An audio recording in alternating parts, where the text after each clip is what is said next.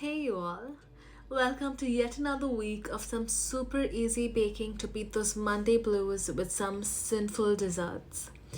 Introducing the second dessert of our fall series, apple and cinnamon cake filled with a rich and creamy brown butter vanilla buttercream.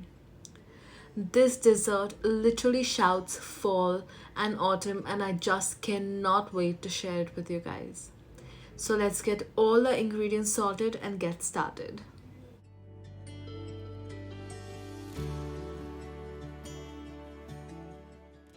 Let's begin by preheating the oven to 180 degrees. Then start creaming the butter and sugar for our apple cake.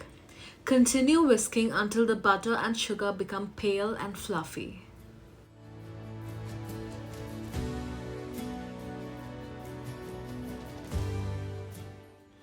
Next, add the eggs and vanilla in 2 parts and whisk to combine.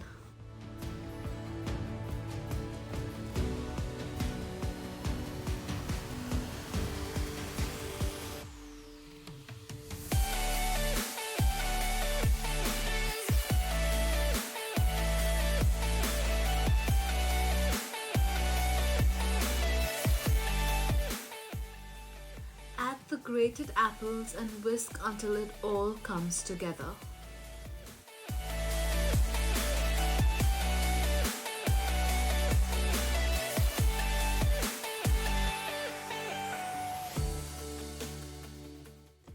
Now finally whisk the dry ingredients together and add them into the batter.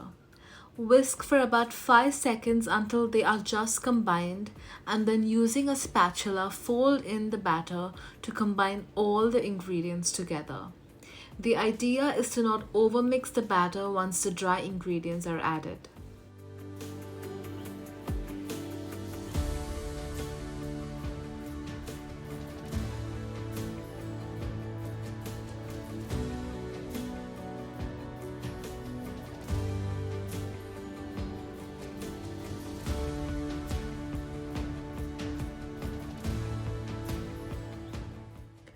Pour the batter into a 6-inch or 7-inch lined and prepped baking mold and bake for about 35 to 40 minutes or until a toothpick comes out clean when inserted into the cake.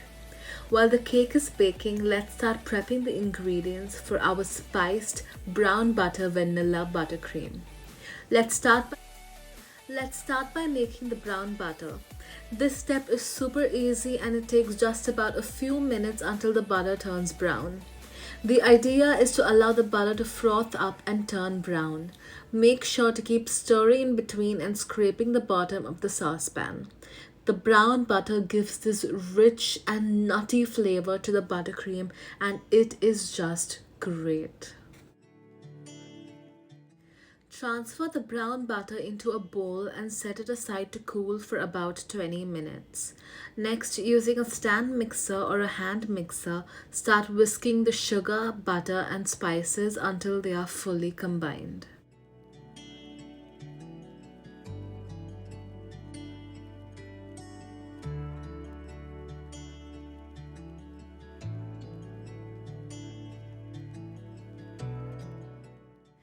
Once the ingredients clump up and come together, add in the brown butter and continue whisking.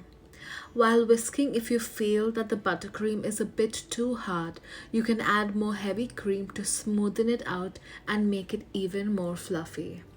Don't forget to scrape the bottom of the bowl at least twice while whisking.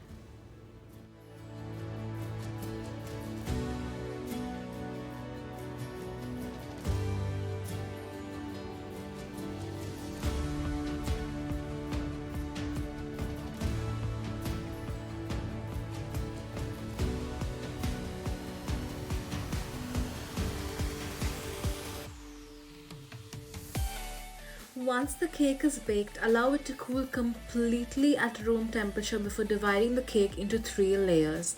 If you don't, chances are that one of the layers end up with a tiny hole in between like mine. If this happens, don't freak out. There is a simple and easy fix to this. Start by cutting out the topmost brown layer of the cake, which we later use to fix the hole in our layer and to make a fun decor for our cake. Now let's start building our layers. Start by placing the bottom layer of the cake and pipe a ring of buttercream around it. Place a dollop of buttercream in the center and evenly spread out the cream.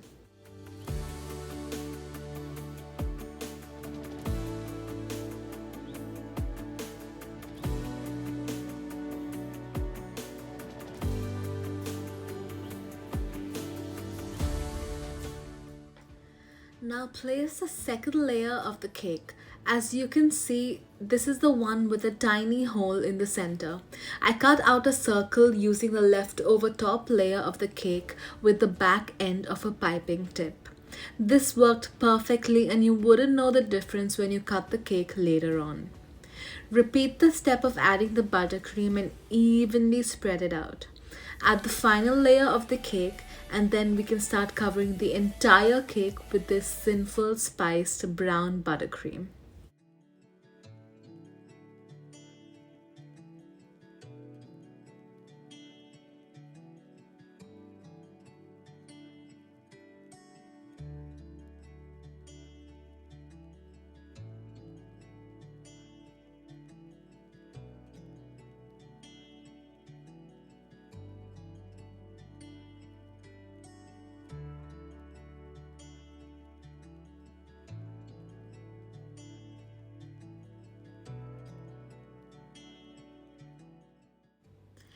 Start by placing a dollop of the buttercream on the topmost layer of the cake and using a spatula smooth out the surface until it is straight and even.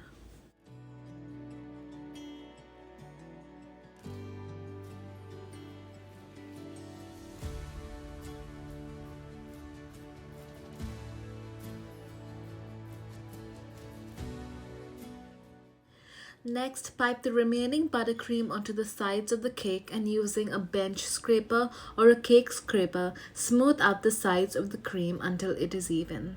This step takes some time and it doesn't have to be perfect because the cake will eventually be a semi-naked cake.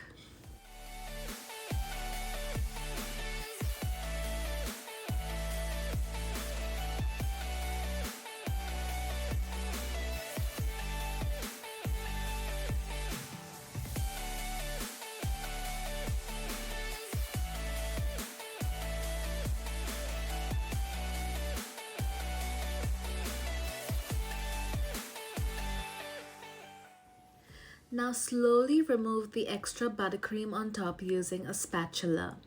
Then, using a blunt knife or a big impasto spatula, create a spiral decor on the surface of the buttercream.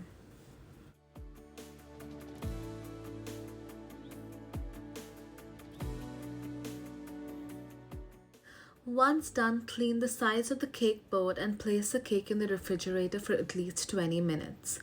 While the cake is chilling, we will move on to making a fun decor for our cake. Using the leftover cake from the layer, start mixing the cake crumbs and add a tablespoon of buttercream. Mix well until it stays in shape when you press it between your fingers.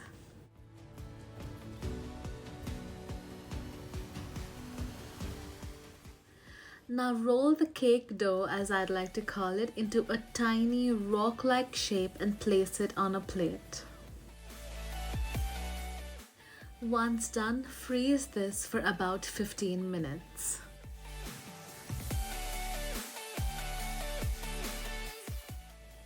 Now remove the cake from the chiller and add some dark salted caramel all over it. Recipe for the caramel is attached above. Using a spatula, spread the caramel over the surface of the cake, allowing it to drip on the sides. Using a spoon, take some more caramel and pour it gently on the sides, allowing it to slowly roll down the cake, creating a caramel drip effect on the cake.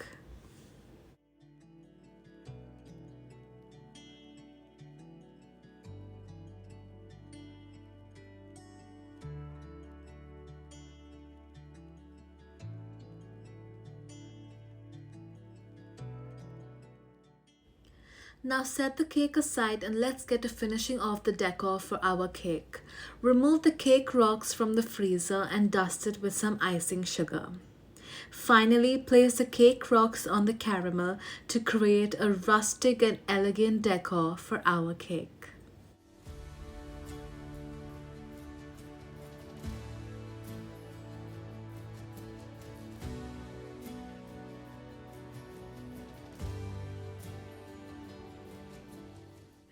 So here you go, guys. How good does this look?